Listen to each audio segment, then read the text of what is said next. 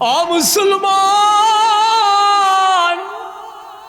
আমার আল্লাহ রাব্বুল আলামিন যদি তিনি চাইতেন বান্দারে, ও মানুষের মানুষ, আব্দুল করিমকে আমি মানুষ না বানিয়ে কুকুর বানাবেন, আল্লাহ পারতেন না কি পারতেন না?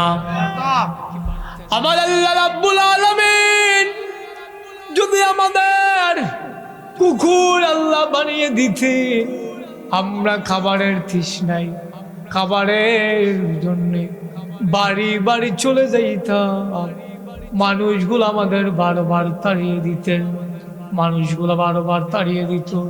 কুকুর হইলে ওই খাবারের খিদায় হোটেলের মালিকের সামনে দাঁড়াতাম, মানুষগুলো আমাদের জন্যে, ওই কর্মচারীগুলা আমাদের গায়ের ভিতরে গরম পানি ঢেলে দিতেন, ঠিক কি না?